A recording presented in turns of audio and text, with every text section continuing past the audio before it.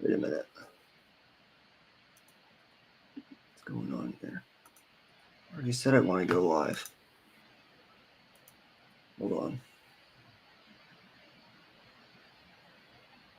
Oh, I see. Hold on. Goodness.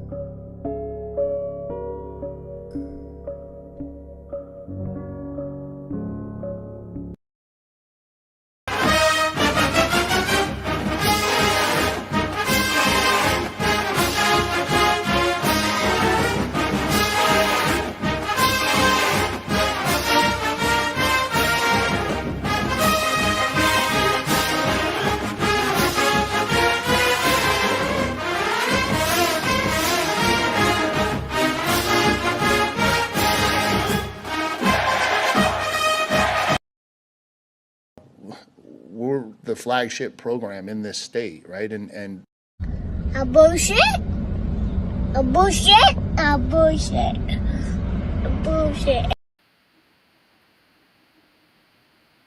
Good evening, everybody, and welcome back to another edition of Deep in the Heart of Longhorn Sports. My name is Michael Ween. Joining me tonight, as always, is my fantastic co-host, Emmy Nixon. We are back for another episode of Deep in the Heart of Longhorn Sports pre-Week 5 in college football. Thursday, September 26, 10:08 p.m., coming off Thursday Night Football as that game wraps up Week 4 of the NFL season. Thank you guys for joining us tonight. We greatly appreciate it. Make sure that you like and subscribe. Get all of our content and analysis under the live section of our YouTube channel. College football, NFL, NBA is coming up soon. Also, check out our Patreon. You can find the link in the description. Free of charge as of right now. So you don't have to pay for anything. It doesn't cost you anything to subscribe to our YouTube channel. It just helps support us. We greatly appreciate that. Joining me tonight, as he always does, as we have a ton of stuff to get into tonight, is Mr. Emmy Nixon. Emmy, what is up? Nothing much, man. I'm going to be heading to Houston tomorrow night, so I've been kind of preparing for this pod while also simultaneously doing a little bit of packing as well. So that's been interesting, but this will be a good break for me. Talking football, as we always do. College football this week has a amazing slate of games. We're only getting to 2 of them tonight because we have recruiting and baseball stuff we're planning for the back half of the show.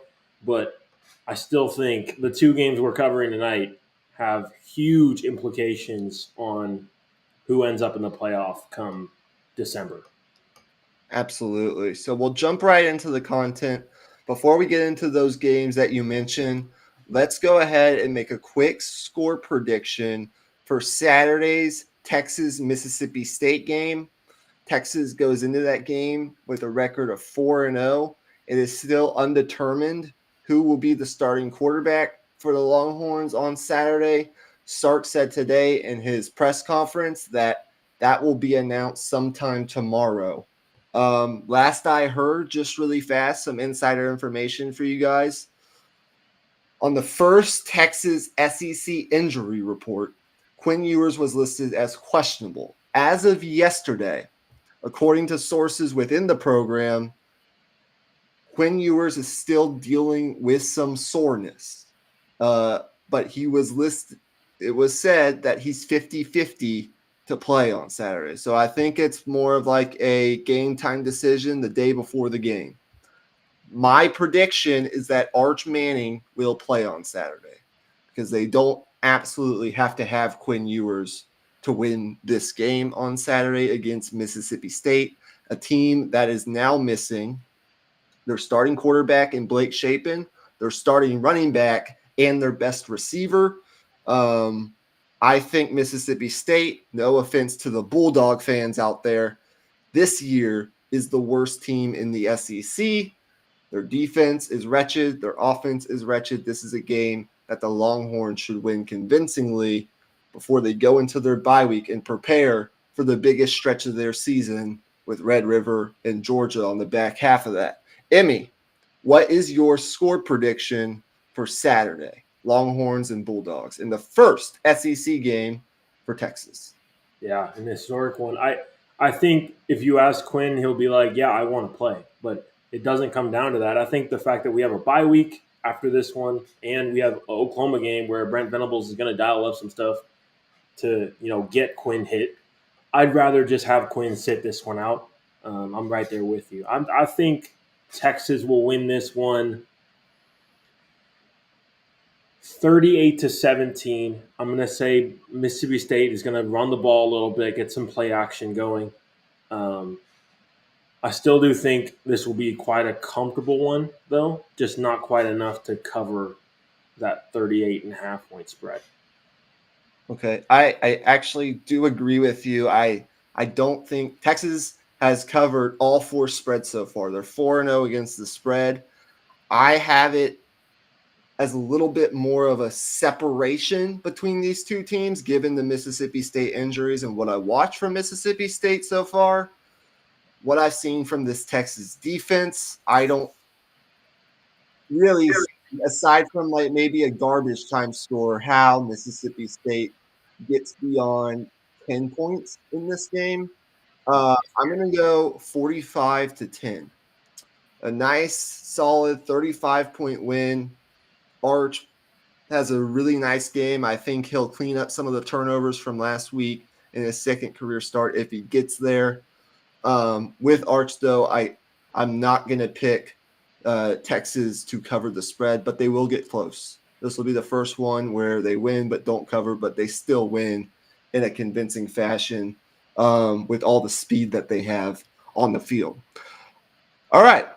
With that being said, we've got two ranked top 20 matchups to get to, both in the primetime slot on Saturday, Emmy. One, a nice Big Ten showdown between Illinois and Penn State that we're going to talk about first. Saturday, 6:30 on NBC. You can view this game. Number 9 Penn State and Drew Aller looking to keep their undefeated season alive as 19.5-point favorites. Kind of surprising to me how big that spread is over number 19 Illinois, coming off a big road win against a ranked Nebraska squad. So, Emmy, before we make a prediction, what keys are you looking for on each side of the ball?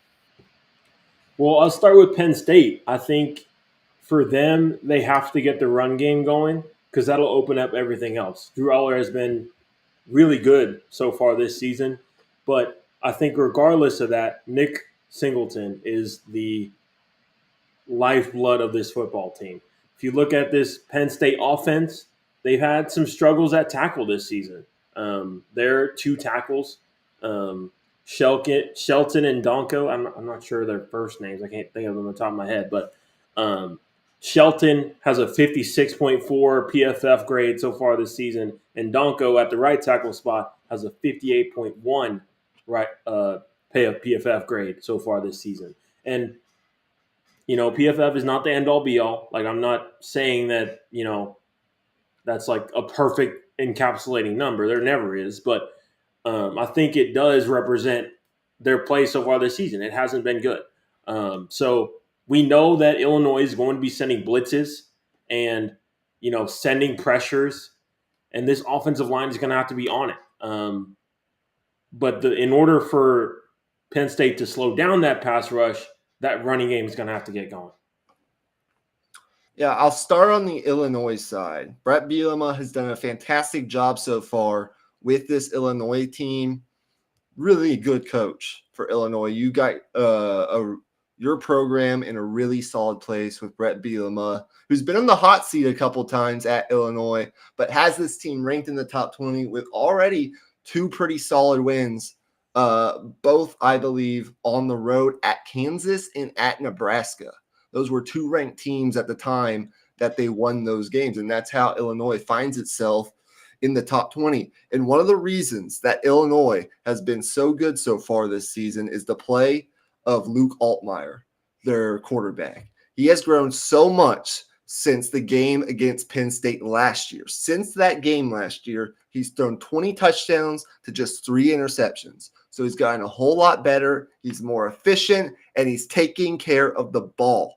He's taking his game to another level. He has great command of this offense. And part of the reason why are these receivers that Illinois has built this receiving core in a way that supports their quarterback, Luke Altmaier. Pat Bryant is a name that has kind of taken a step into Big Ten stardom. He's become one of the better receivers so far this season in the Big Ten, already with 6 receiving touchdowns. It seems in that Nebraska game, he caught every single ball that was thrown his way. And then, of course, you go out on the transfer portal and you get a guy like Zachary Franklin, who get this. This is a paper popper, even though I don't have a piece of paper in front of me. There you go. He's the NCAA's active receiving leader at wide receiver. Those two guys are healthy. That gives Illinois a really solid 1-2 punch.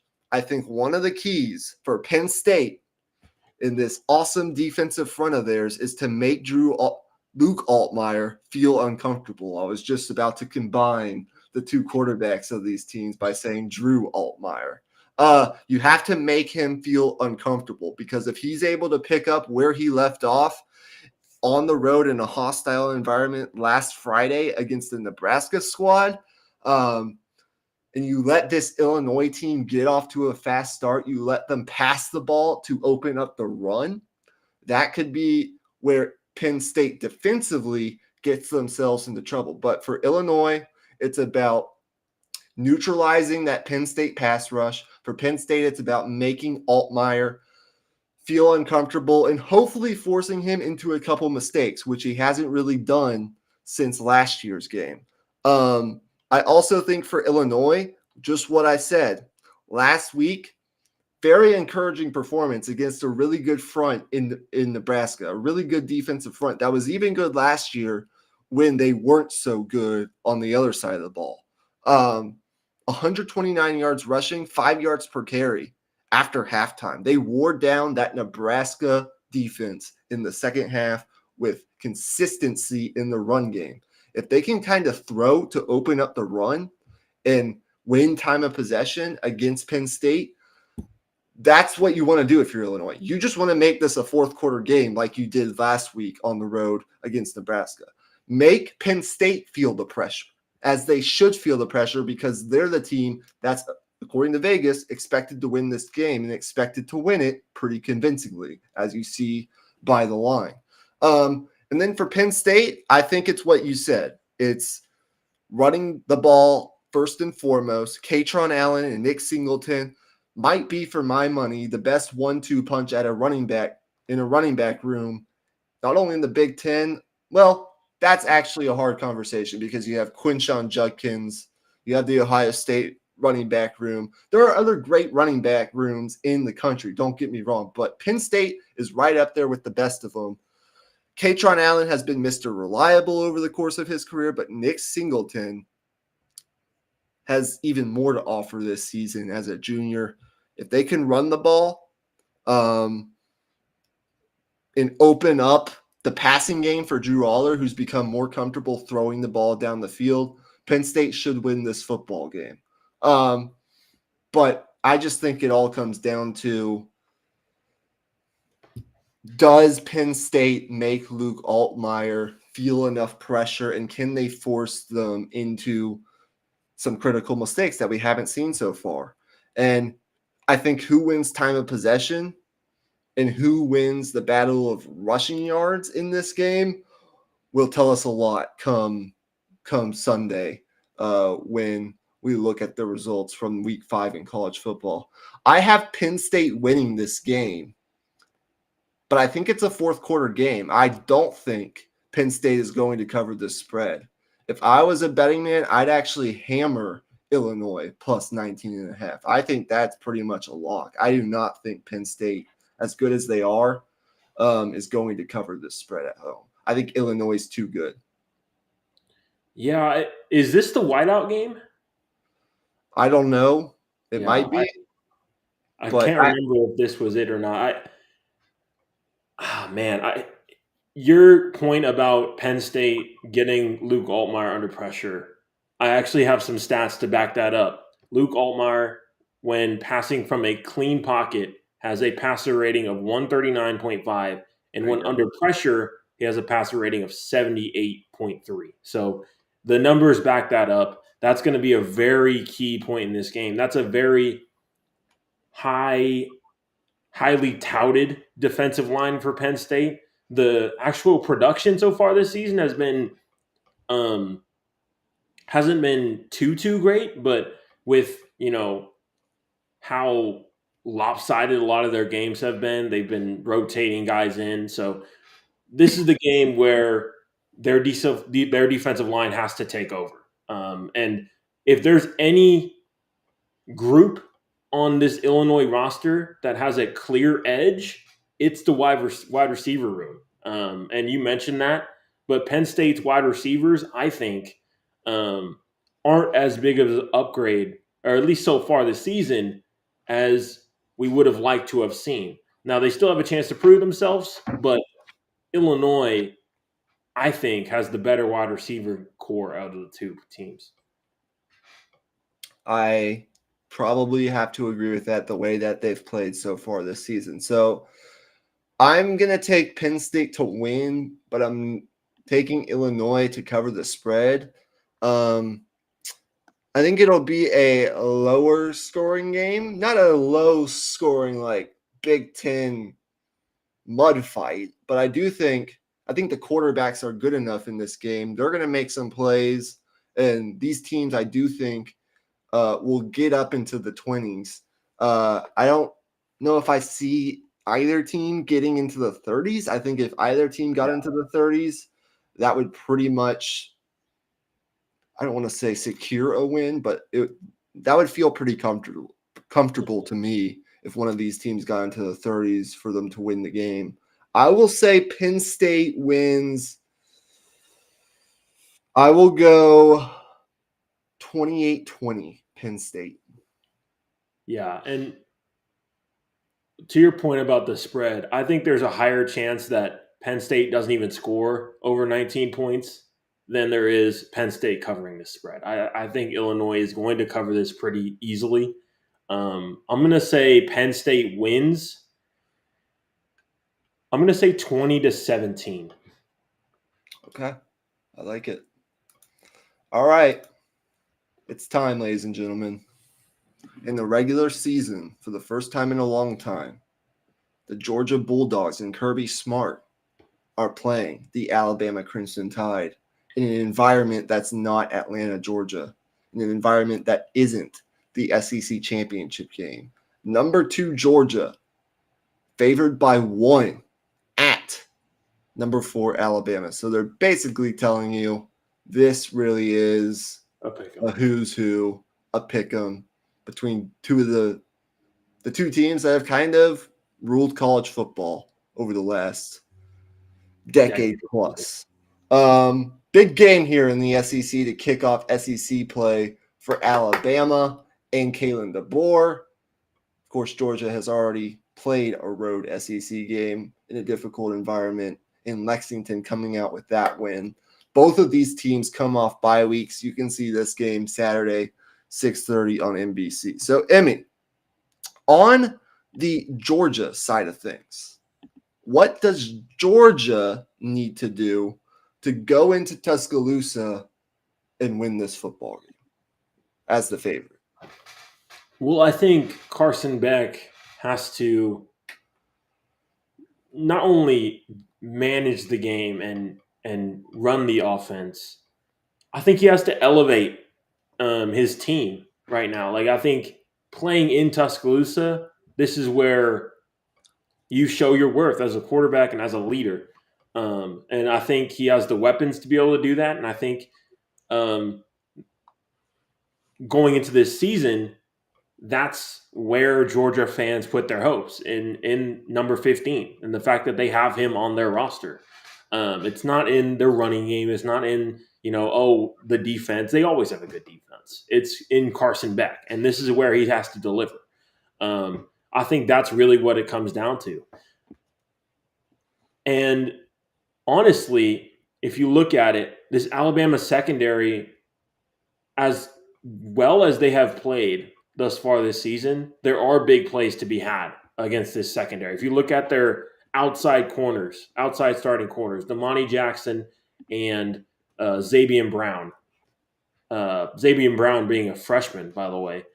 Zabian Brown has a 59.5 PFF grade so far this season, and Jackson has a 63.7 PFF grade thus far this season. So big plays are there, and it's just going to have to be up to Carson Beck to be able to make those big-time throws because there's going to be tight windows. We know that Alabama's not going to give up just, 5 yards of separation or anything like that. They're just too talented.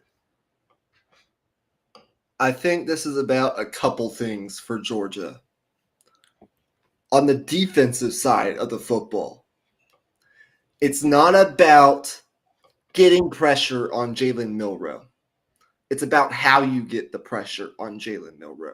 You got to be disciplined in your rush lanes because one of the things that Alabama has been, one of the characteristics of their offense so far this season has been relying much more on Jalen Milroe's legs in the running game, taking advantage of how explosive of an athlete he is on that side of the ball.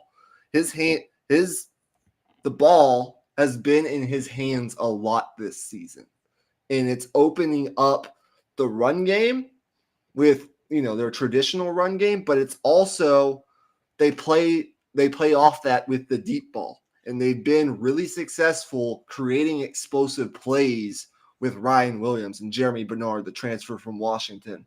Good receiver core on the outside. Side note, before I get back to my original point, Ryan Williams, 17 years old, having a fantastic freshman season so far for Alabama. A kid who reclassified from the 2025 recruiting class to the 2024 recruiting class to get in college and start playing a year early has just been fantastic. He's going to face a different level of athlete than they faced at South Florida, than they faced, in the game against Wisconsin, of course, in this Georgia secondary with a guy like Malachi Starks, who was a guy that I ranked in my top 5 players that Texas is going to face this season. He's going to be an All-American. And, of course, we know the athletes and the monsters that Georgia has running around all over the defense. Even if they might not have the name power on that defensive line like they've had in past years with Jalen Carter and Jordan Davis and guys like that, they still got dudes like Michael Williams, who's an edge rusher, who's going to be a first-round pick. He's an NFL guy. So getting back to my original point, you want to get pressure on Jalen Milroe because one of the areas that Jalen Milroe still needs to improve is in the intermediate game. Sometimes he'll have a tendency to sail passes in that area, which can result in turnovers and interceptions. He's grown a lot since last year's Texas game, of course. He's getting better, but there's still growth to be made there if he wants to really take the next step into being like a star NFL quarterback, which I think he has the potential to be with all of his other tools. But you have to keep contained. Bottom line for Georgia, you cannot let him win this football game with his legs. Because if he does that and he takes this game over with his athleticism, he'll be the best player on the field, even with all the athletes that Georgia has on that side of the ball. So you want to create pressure, but you want to have some kind of spy. You got to come up with some kind of game plan if you're Kirby Smart to contain him in the run game. Because once they get that going, this prolific passing offense with Kalen DeBoer down the field can be hard to stop. And I think the secondary in particular for Georgia has to be good tackling in space. We all know this game really comes down to red zone, third downs, and turnovers, right? In a game that's as evenly matched talent-wise as this is, with tons of super blue chips on the field. In fact, I saw a stat earlier this week between the two teams, 129 4- and 5-star players in this game. 129 4- and 5-star players on these rosters. These are filled rosters with NFL players. It's basically like a NFL game is what we're going to watch on Saturday night. But that's the key for Georgia on defense. On offense, you're right. Carson Beck has to elevate on what Mike Tomlin likes to say are the weighty downs, third downs in red zone, the downs in the football game that really decide the game. He's got to elevate, and these receivers have to help him out. We need to find out for Georgia in this game who are the guys that can create explosive plays, because that's one area on offense that they've struggled this year. They're going to have to create explosive plays in this game if they want to win. Bama can do it. It's hard against a team like Alabama that's worth their salt everywhere on the roster with the athletes that they have. Even if they're not great, it's hard to drive 9, 10 plays, 70, 75 yards consistently on the road to win a football game. You want to get those chunk plays. So whether it's Oscar Delt, the tight end, whether it's whoever it is, right? They need to find a way to create some explosive plays. And it's going to be up to Carson Beck to try to make some plays happen off script. And I think most importantly for Georgia, you gotta run the football. I think one area where Georgia does have an advantage is running the football. Alabama has not been great in run defense this year. So I think if you can get Trevor Etienne going in the run game and work the pass game off of that, that would be huge. So I think Trevor Etienne in the run game, creating some explosive plays and containing Jalen Milroe on the ground, if you can do those three things, I think Georgia will be in pretty good shape come the fourth quarter. For Alabama, you want to just kind of try to tie one hand behind Alabama's back or Georgia's back. You want to not allow them to create those explosive plays, and you want to be good getting off the field on third down. Put some pressure on Carson Beck, make him elevate. And then just let Jalen Milroe do what he does. Try to attack this Georgia defense down the field. Keep playing to the strengths of your offense if you're Kalen DeBoer, because this Georgia defense can be had if you can just protect Jalen Milroe. And I want to see, of course, how the 17-year-old Ryan Williams matches up talent-wise with, like, in a bigger game of this caliber against the athletes that he's going to be going against in this game. I want Georgia to win this game for selfish reasons. I want Georgia to win this game because I want them to be undefeated. I want them to be ranked number 2, number 3 when they come to Austin. I want that game to have the kind of oomph that I think it's going to have. Yeah, it needs to have that weight. But at the same time, I'm picking Alabama. Like, I hope I'm wrong, but I think Alabama wins this game. I think it's going to be close. No more than like 3 or 4 points. Fourth quarter game, but I just have a weird feeling about Jalen Milroe, Ryan Williams, some of the playmakers I've seen for Alabama at home in Tuscaloosa. They don't lose often in Tuscaloosa. It's really hard to go win there, much less do what Texas did last year. Georgia can absolutely win this game, and I hope they do, but I'm picking Alabama. Yeah, I am too, man. I think it's a gut feeling, and also just I'm looking at Jalen Milroe's numbers right now, and the big thing that I always look at with him is the turnover worthy play percentage. He's gotten that down to 1.4% this year, down from 3.6% last year. Obviously, a lower sample size, and the competition isn't there quite yet because he's not in conference play. But I think still, you watch him play, and he looks more comfortable. I think the strengths of his game with the deep ball are still there, of course, but he also seems more decisive and confident. Um, that's where I look at this Alabama team as a real threat to win the entire thing this year. I think their defense is young and will continue to get better as the season goes along.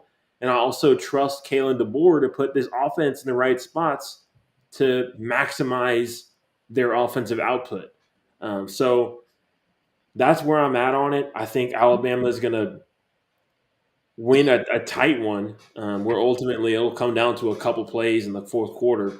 But I'm going to say Alabama wins it 34-31.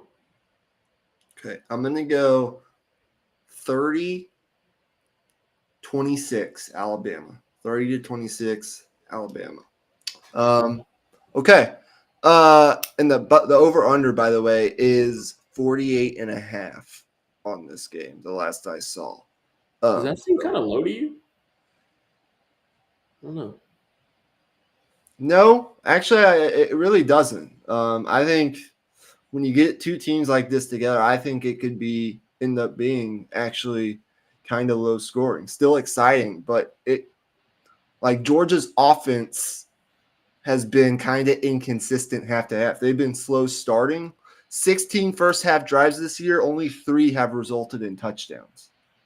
I think these teams could maybe be feeling themselves out a little bit in the first quarter. I agree with that. I pick it to go over. I lean it going over, but I don't think that's outrageously low, in my opinion. Okay. Anything else on this game, the weekend in college football, before we transition to the back half of tonight's podcast?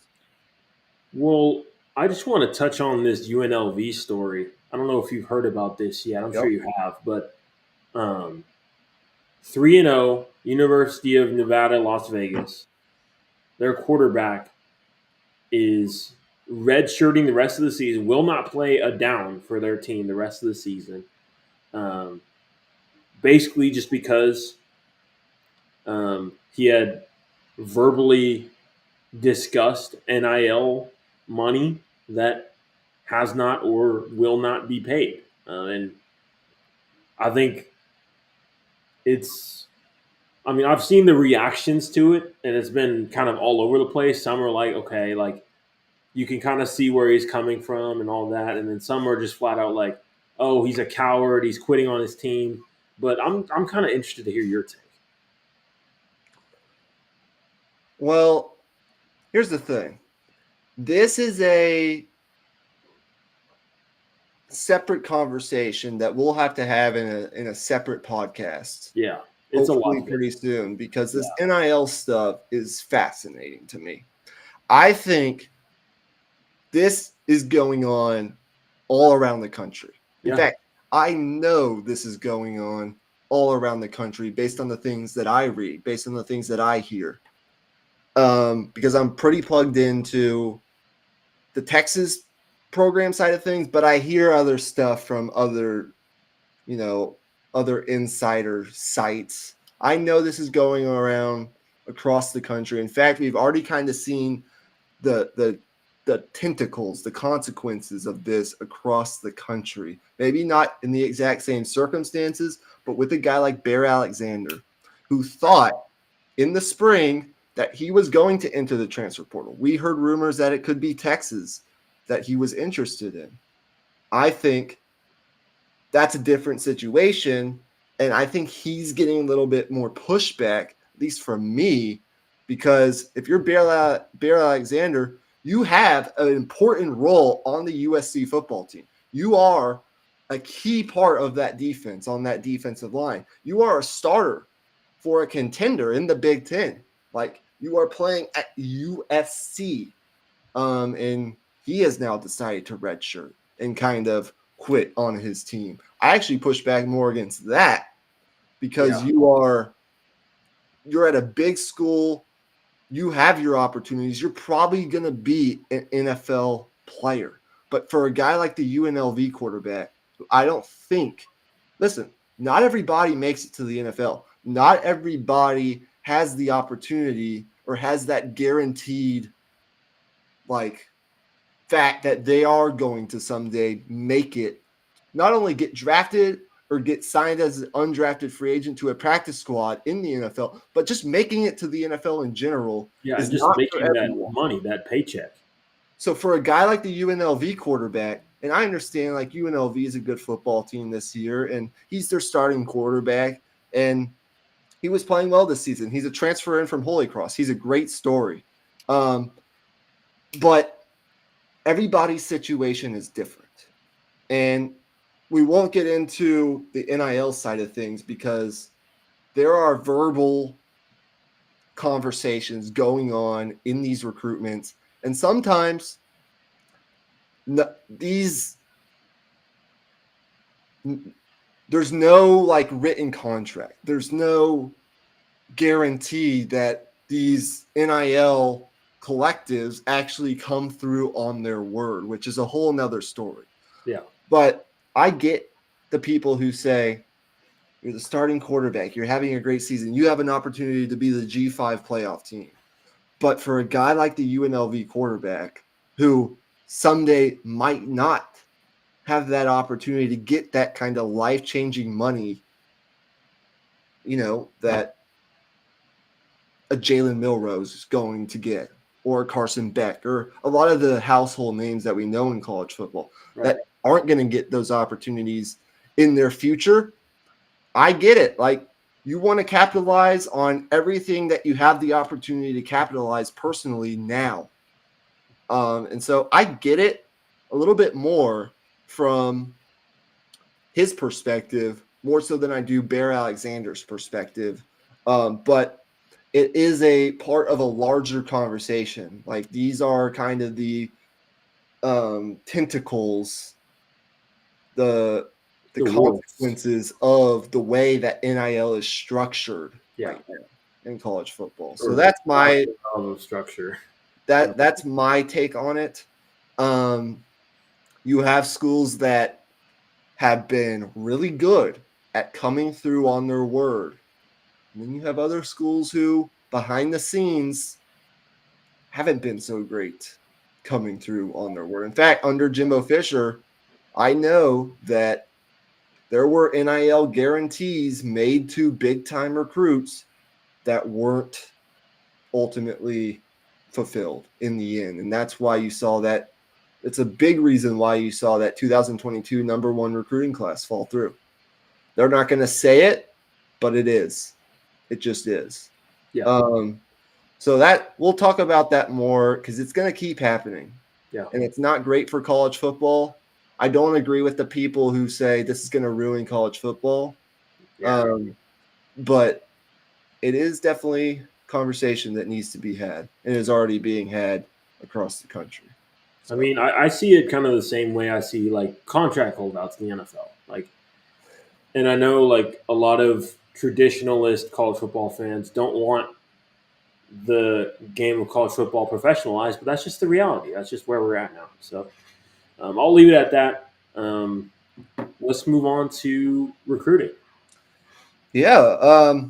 Haven't talked a ton of recruiting lately, but there's going to be a lot more coming up. Texas will have visitors in for this weekend's Mississippi State game. They're going to have a huge visit weekend that will have a couple episodes. I'll do a couple recruiting shows before then. Big visitors for not only 2025 remaining targets and flip targets, but 2026 and 2027 big time targets as well will be in for that Mississippi or Georgia game. That's going to be the biggest recruiting event left on the calendar for this cycle, the 2025 cycle.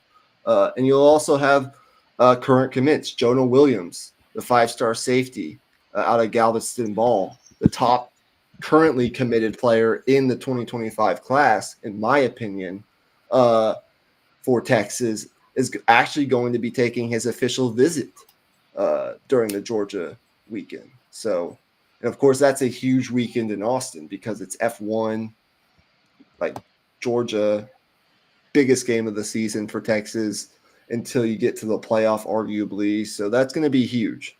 But tonight, I wanted to talk a little bit about what Texas has going for it so far in the 2026 recruiting class. Because once we get to December, we get to signing day, and they put pen to paper on their national letters of intent, and we do our signing day podcasts as we get into conference championship week and go into the college football playoff and NFL playoffs. We're going to do a signing day show where we go over the class like we did last year, and then we're going to turn our attention to 2026 recruiting.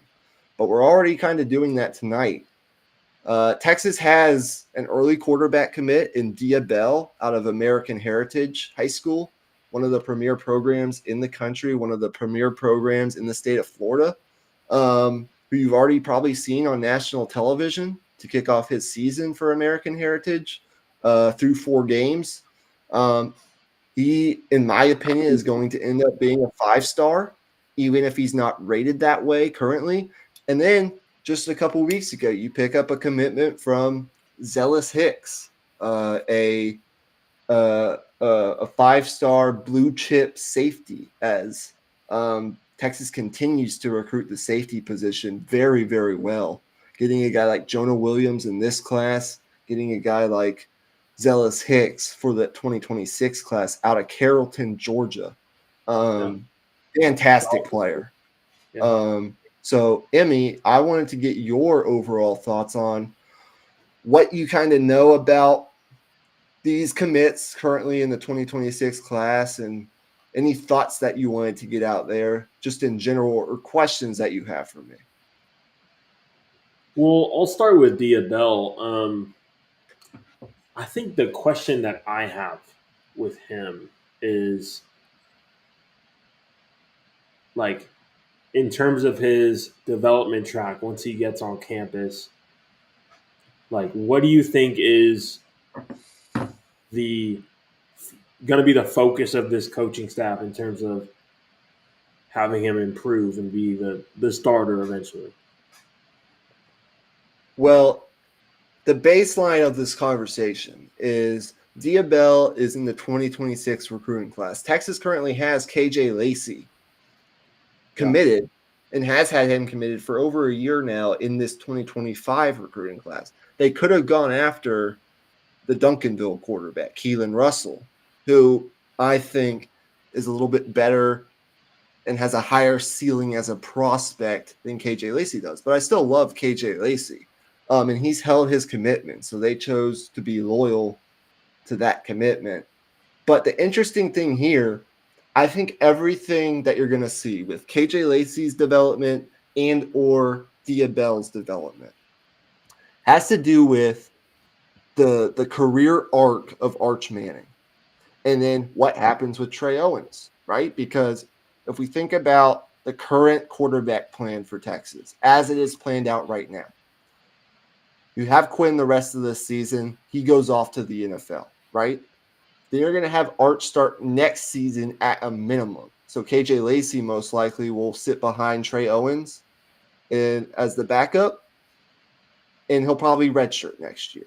That's probably what he's going to do, as some of these other Texas quarterbacks have under Sark. He's going to learn the system, get familiarized with the system. But if you listen to the Manning family and you listen to the plan all along, it has been Arch is going to start 2 full years at Texas. So if that's the plan and he starts next year and in 2026, if he's the starter for both those years, you're going to have Dia Bell coming in as a freshman in 2026. You're going to have Maybe Trey Owens is still there, but does he transfer out? Does that open KJ Lacey to be the backup?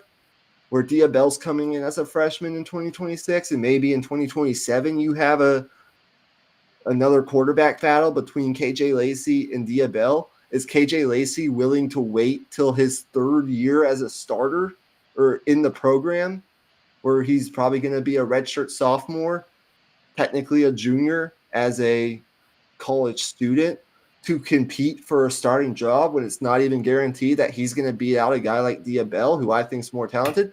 I don't know. It's an interesting conversation, kind of the track of the Texas quarterback room over the next couple of years. Like, who's going to be the starter? Because it all has to do with Arch Manning. If he's only starting next year, that changes a lot, because that would open the door for a Trey Owens, KJ Lacey battle going into the next year. But if he stays 2 years, I think it's actually more likely that Diabell becomes the starter in 2027, his redshirt freshman season, because I think Diabell just has a little bit of a higher ceiling as a quarterback and being able to make all the necessary throws, being kind of a dual threat guy, having the necessary size, than a guy like KJ Lacey does. Although KJ Lacey can really sling the football. So I think the future of both Diabell and KJ Lacey, the 2025 commit from Saraland, Alabama, who played with Ryan Williams, actually, by the way, went to the same high school as Ryan Williams. One of the reasons Texas recruited KJ Lacey is because they wanted Ryan Williams as well. But Ryan Williams, of course, committed to Alabama. That's a different story for another day. I think it all plays off of Arch Manning, what the future of the Texas quarterback position is. I actually think you could make an argument that Trey Owens, could be more talented just from a size and arm talent perspective than KJ Lacey and or Diabell. I love Diabell, though. I love these kinds of stories, guys that come from families of athletes. Yeah. Right? He's not Arch Manning, but Raja Bell was a good, solid NBA player for a long time. For a long time. You know Raja Bell from his days with, I'm assuming, the Dallas Mavericks, right? He also played some for the Phoenix Suns. Right. Was a just solid NBA player. So it's not necessarily the same apples to apples comparison as, say, an Arch Manning who comes from a football family, but like he's got a brother that's being recruited to play college basketball. So it is an athletic family. Watch Diabell on tape. I just love watching him play. I think the focus, to answer your question, is just going to be getting him to a point where he feels comfortable operating outside the pocket and off script a little bit, because I think he has those capabilities. We don't really see Sark. We haven't seen Sark so far really implement too much of a quarterback run game into his offense. He hasn't really needed to. I think it's just going to be operating the offense, growing in the weight room, getting his body right as a redshirt freshman, his first year on campus, because he is a little bit slender, just like KJ Lacey is, but he's a little taller. He's got more size to him. It's a little bit more impressive to me when he throws the football down the field. I think that'll be kind of the focus.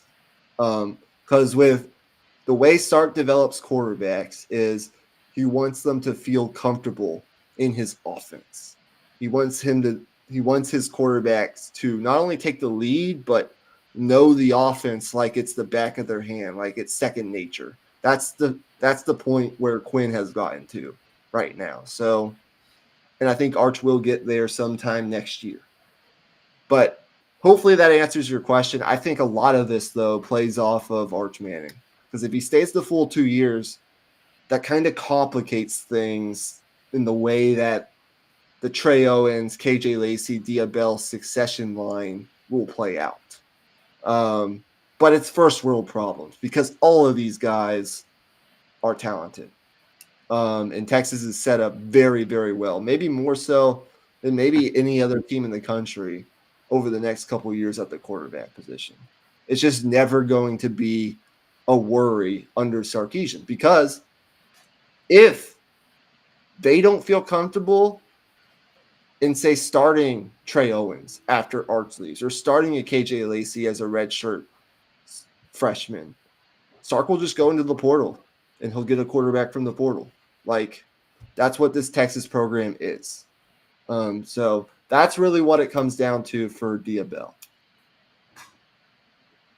Right. Yeah. I think I'm gonna have to read up more on him first of all, but also just I think he plays the game in a way that shows that he grew up in an athletic family. And the way what I mean by that is just like there's just like a calm demeanor to it. And I think that's one of the things you see athletes teach their kids. It's kind of just like the mental side of things. So I think from that standpoint, I am really excited to see what he becomes. Because physically, yeah, he definitely needs to get stronger, get a little bit more weight on his bones. But just for right now, he just sees the field so well. He's able to make every throw. Yeah. I'm really excited for Diabell. He is truly, I think, one of the top, if not the top quarterback in the 2026 class. A little bit on Zelus Hicks. The interesting thing about his recruitment as he committed to Texas a couple of weeks ago. Number one, he has a big frame. He's not quite as big as a Jonah Williams, who's just a freak of nature. But he's in that 6'1 and a half, 6'2, 180-pound range as a junior. And so he's got a lot of room to grow. He's in his junior season right now. He's going to play around 6'2", 205 in a few years' time. He'll be kind of that mold, bigger kind of safety. He does his best work. If you watch Zelus Hicks on film, he does his best work closing space and making tackles on plays on the ball from a deeper part of the field where he can kind of see things develop. He lays the wood. He's great at making tackles in the open field. I think he's probably going to end up more as a boundary safety, more so than a field side safety at Texas in the Longhorn defense, where he can be closer to the box and play more of the run game. But right now, according to On3, he's the number 33 overall prospect in the 2026 class, the number 3 overall safety, and he's a top 5 prospect in the state of Georgia, which is a fertile recruiting ground, one of the most fertile states, along with Texas and Florida and California, in the entire country in recruiting. I think he's not Jonah Williams. He's not quite that on that level, but he's the next level down. He's just below that. He's also very good in coverage, and he joins Diabell and Chris Stort in this Longhorns 2026 recruiting class. Chris Stort being a 4-star early wide receiver commit out of Shadow Creek High School. So this 2026 recruiting class off to a really good start. I think I'm more focused on the 2025 recruiting class and the way that finishes right now. But I wanted to get a little conversation going around the 2026 class because Sark likes to take some early commitments, and Zelus Hicks and Diabell are about as good as it gets in terms of early commitments for Texas in 2026. I think 2026, Texas has an opportunity to put together a really special class. I think 2026 is the year they get a number 1 kind of recruiting class. And I think this year could end up being finishing around like the number 2 recruiting class. So Texas continues to just kill it on the recruiting trail. Any other questions regarding specifically 2026 recruiting, Diabell and Zelus Hicks, or otherwise for you? Well, not a question, but I do want to just say from the Zelus Hicks side of things, like I did watch a little bit of his huddle highlights and a little bit of his tape. The thing that jumps out is just the closing speed. Yep. The like he doesn't even have to think about pursuit angles at the high school level, obviously, because he's just so much faster than everybody on the field. But also just he's a sure tackler, and he kind of just throws his body around. Honestly, he's only at like a 190. He'll probably get to up to like 220 by the time he suits up as a freshman, just within that off-season program. So, well, he still has a year on top of this one, so he still has the senior year to gain weight as well. But you know what I mean? Like I think he has the instincts to be a very impactful run defender. My question for him would be just where does he stand in terms of route recognition within coverage and just coverage instincts are a tough thing to develop. So that's my question. Is just like where does he stand with that? Yeah, he chose Texas over Georgia, Tennessee, Auburn, and Clemson. So those were schools that were recruiting this kid. Of course, he was being recruited by pretty much all the big-time schools because he's just that good. But if you look at what Blake Gideon is doing in safety recruiting right now, Derek Williams in the 2023 class, right? 5-star, state of Louisiana, one of the top players in the state, behind Arch Manning in that recruiting class. 2024, you go out and get a Xavier Filsaime, who's playing a lot currently as a true freshman, behind guys like Derek Williams, Michael Taff, and Andrew Makuba.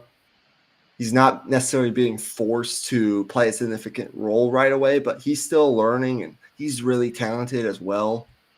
And they flipped him from Florida late in last year's cycle. We all remember how big that was in the late push that Texas made last year. 2025, you now have Jonah Williams committed, who I think is better than all these guys. It's not a shot at Derek Williams. It's not a shot at Xavier Filsaime, but Jonah Williams. Have you watched Jonah Williams yet on Huddle? I mean, he's just different. And then you have a guy like Zelus Hicks. So when you look at the way Texas is stacking talent at the safety position, it's frightening how good this safety room could be over the next couple of years. I agree with you on your evaluation of Zelus Hicks. I think that's pretty much spot on. The closing speed, the way that he tackles in space, the way that you can throw him in the box kind of as like a dime linebacker. Even. Yeah. It will be fun to watch. The catch with Zelus Hicks, though, something that's on the table is reclassification for him. He could actually reclassify to be in this 2025 recruiting class. And if he does that, that will take this recruiting class to another level in terms of like where it could possibly finish, because he is a super blue chip guy. He's a high 4-star, 5-star kind of prospect. That is on the table. It's a shot in the dark, but I do want to throw this out there. Has there been any discussion on him flipping to linebacker? Because I feel like him being close to the line of scrimmage at like 230 pounds could be something special. I don't know that those conversations have been had yet. I think him at currently 6'2", 180, I think he's going to play around 205, 210 at kind of the boundary safety.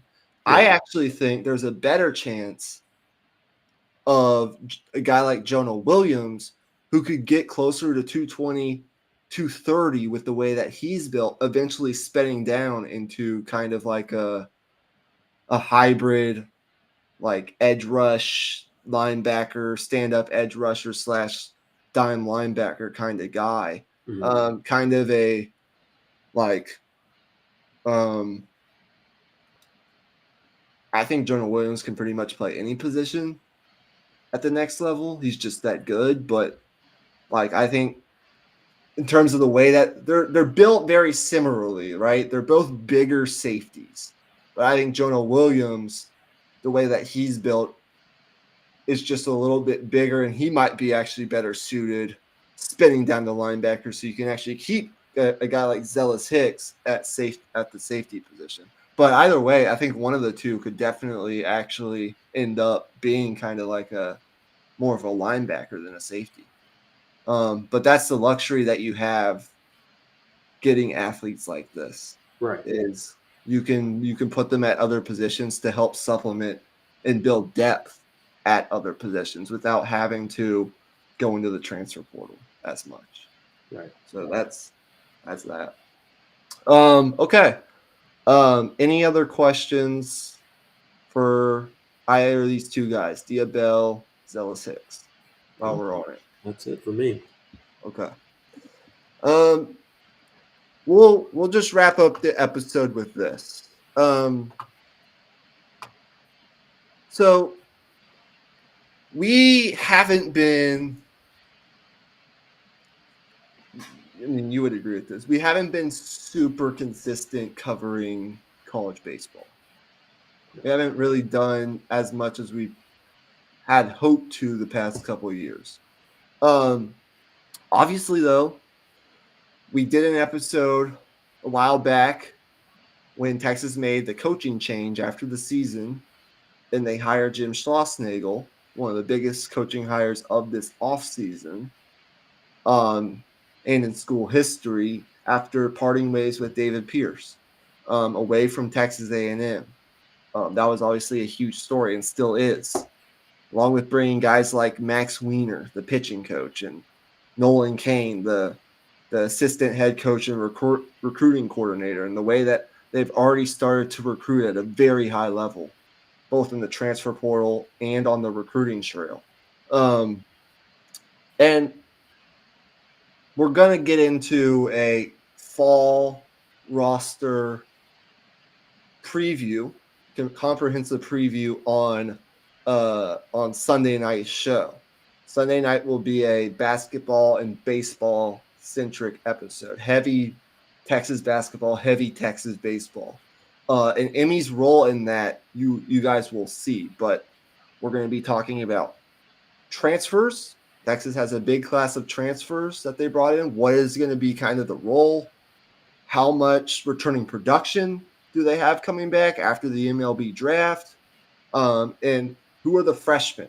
We'll be talking more about freshmen, in that episode. And Emmy will have some kind of role in that, which I have to talk to him, after the show. But I wanted to kind of get a jump start on where the Texas 2024 recruiting class, the freshmen that are going to be coming in for this upcoming season and are already on campus going through what's called fall ball, fall practices. They'll play some exhibition games, kind of build some team chemistry. They're in the weight room. Like, they're starting that team development process. It's kind of like spring football in a way, right? That happens in the spring, although this just happens in the fall because baseball season is in the spring. Anyways, the Texas 2024 recruiting class, freshman that'll be for this year's team, ranked number 6 in the country when it was all said and done. So at the end of the day, David Pierce actually did a pretty decent job building this class. And Jim Schlossnagle has been able to come in and make a couple significant flips to supplement some of the high school top-end talent that Texas, eventually lost to the draft. But overall, this class has ultimately finished in a really good spot. And they're continuing to just kill it on the recruiting trail for 2025 and 2026. 8 commitments over the last 7 days for the 2026 baseball recruiting class, all high-level commitments. And 2025 right now sits at number 2 in the recruiting class rankings for baseball for Texas, just behind LSU. So this is what Texas got when you went out and got Jim Schlossnagle, Nolan Kane, Max Weiner, Troy Tulowitzki, bringing him back into the program as kind of the hitting coach, development, that sort of thing. This staff is just maniacal on the recruiting trail, kind of like Sarkisian and his staff are on the football side of things. And you saw what like the fruits of their labor play out at A&M over the last 3 years, where A&M makes 2 appearances in Omaha. They eliminate Texas in both of them. And, unfortunately, we're able to get to the College World Series final this past year. They lost to Tennessee, and we will make fun of them for that, but they were able to have a ton of success. And Texas has been able to flip a couple A&M highly touted freshmen to make it to campus this year on the pitching side of things for Texas baseball. So I think we're going to see under this new staff, not that we didn't see under David Pierce, but we're going to see some of these freshmen, not all of them will make immediate significant impacts in year one, but Texas has some high-level guys that are going to be making big-time impacts on the pitching side of things, especially in 2025, which is when the season will start for this year's baseball, college baseball. It'll start in February. I don't know if I want to get into the names right now because we're already at an hour, 6 minutes, but I wanted to just kind of lay that groundwork as kind of a lead-in into Sunday's episode, where we're going to be talking about the roster more in depth as it stands right now, and kind of the freshmen, the transfers, and the returning talent. So hopefully you guys are excited about that. We're going to primarily, since Texas is in the SEC now, our coverage of college baseball is going to be Texas baseball centric with this new coaching staff and the new era of Texas baseball. But since we're in the SEC, as a result of doing that, we'll get to then talk about Tennessee and the teams that Texas will face throughout their schedule. Vanderbilt, LSU, all those blue bloods in college baseball. So it'll be Texas baseball coverage, and then we'll talk about the teams in the SEC as the season progresses, as Texas faces those teams. But anyways, on my recruiting shows going forward, we'll have more Texas baseball recruiting discussion. I think it's pretty interesting what this staff is doing. So hopefully you guys will find that interesting. We'll also have some basketball news coming up here soon, as we're going to have a pretty good basketball discussion on Sunday as well. So, Emmy, before we wrap this episode up, any questions, just general questions on the baseball side of things before, we sign off and we get excited for Sunday's episode? Well, I think for us, the big thing, this will be something we do off the air, but one thing I think we need to do this year is just go through the schedule for Texas baseball and be like, okay, this is a game we absolutely have to cover. This is a game we absolutely have to cover. And then kind of build a schedule from there, because I think last year we kind of got caught up with all the NBA stuff, and then obviously the start of college baseball coincides with March Madness and the Super Bowl. Kind of in that general area. So as long as we can build a schedule like that, I think covering college baseball will become a lot more realistic. Yeah, but if you are a Longhorn fanatic, there's different levels. But if you love the Longhorns, if you love Longhorn sports and the way that Texas is just thriving right now on the athletic side of things, with 3 Directors' Cups in 4 years, now the football team's number 1 in the country. Now you get one of the premier coaching staffs in all of collegiate baseball. You have the basketball team, which is having some success now. So under Rodney Terry. And then you have the volleyball team winning national championships. You have the rowing team winning national championships. You have track and field winning, championships left and right. Women's basketball is going to have another really good season. Yeah, they have the number one recruit in the nation visiting this weekend. They do. Yeah, she I'm averages impressed. like 38.5 points per game in high school basketball right now. It's I'm crazy. impressed. I'm impressed that you knew that. That's another recruiting nugget that Emmy just popped in there at the end. I love it. But all of that right here is the place that you find it, because I'm maniacal about this stuff. I'm starting to become more. I live and breathe it. I wouldn't say maniacal just yet for me, but I'm Yeah. starting to get more into it for sure. Good. All right. Well, we will see you guys on Sunday. Enjoy another great week of college and NFL football. Emmy Nixon, by the way, the Cowboys won tonight. So you're in a good mood tonight. They won on a short week against the New York Giants. Now I have some ideas to discuss with you off the air for next Thursday's episode. As there won't be a Texas game, we're probably not going to do any game previews next week, even though there will be good college football games. We're going to do something a little different next Thursday for Thursday's episode. But until Sunday night, maybe something else. We'll see. Yeah, until Sunday night, as again, tune in, because it's a lot of Texas baseball and a lot of Texas basketball. We are gone. Enjoy the weekend of football, especially Georgia, Alabama. We are deep in the heart of Longhorn sports.